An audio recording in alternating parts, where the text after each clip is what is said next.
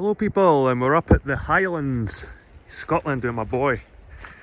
We're at the Clach na Coileach, which translates as the Cockstane. So we're going to read a wee bit lore about it. Jed sniggers every time I say that. Cockstane. So you can see we're up here. I think it's here. Aye, it's here. Up this way.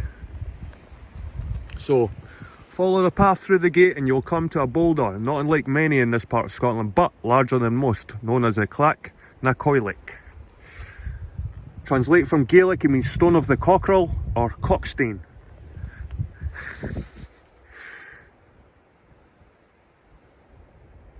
As it is known today, the boulder remains a silent but steadfast witness to a most chilling and bloodthirsty act of justice by McComie Mhor, Big Tommy, 7th chief of the clan McThomas. In the 16th and 17th centuries, the land in Glenshee was held by few charter from the Earls of Atholl, who collected their rent by way of cane, a percentage of the livestock held at each dwelling. One afternoon in August, around the year 1635, Atholl's men were working their way down from the head of the glen, collecting the annual cane. About a mile north of here, they came across an old widow, living in dreadful poverty in a small bothy by the side of the road. All she had were 8 hens and 1 fine cockerel, and this was to be the source of food to see her through the approaching winter. The cane should have amounted to just 1 hen, but the Atholl men took not only their lawful amount, but the entire flock of the poor woman's poultry. She pleaded with them and begged them to leave, but they merely laughed at her and taunted her poverty. They showed no remorse as they made off with their sack full of unlawful booty. The widow's only hope was to make haste to McComie Mhor's home a short way down the glen. When she explained her plight, McComie Mhor was furious and immediately gathered a posse of clansmen to chase after the cane gatherers.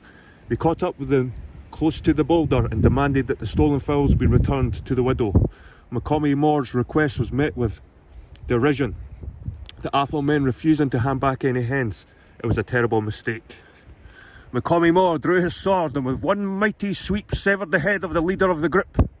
At this, the remaining Atholl men charged McComie with drawn swords and the shrills and shrieks of the Atholl war cry, but they hadn't accounted for the strength and might of the legend of Glenshee. With the second blow from his sword, McComie slew the nearest Atholl man. With the third blow, slew another, and likewise with his fourth. With 4 men down, the remaining Atholl men fled, dropping the sack containing the cane from which the cockerel escaped. It flew to the top of the boulder and crowed in defiance until the Atholl men were long out of sight. From that day, the boulder's been known as the Clach na Coileach, and descendants of the original clansmen who lived in the Scottish Glen and surrounding area still come from all parts of the world to this very stone to remember together the deeds of the mighty McComie Mhor, the greatest of the ancient McThomas chiefs. So, follow a wee path. We just went through the gate. Follow a wee path through here to the Stane, the Cockstane.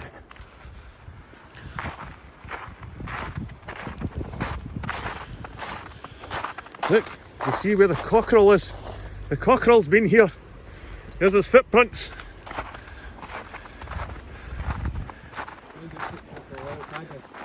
Looks like there was a grove of trees around here as well. You see the stumps in a circle. So here's the Cockstane, where the famous cockerel crowed in defiance as the Atholl men fled with their tails between their legs.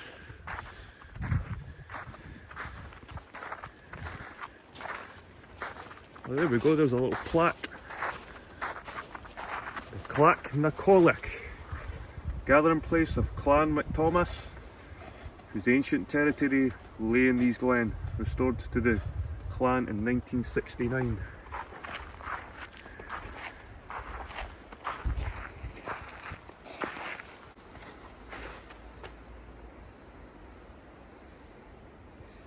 Gives you an idea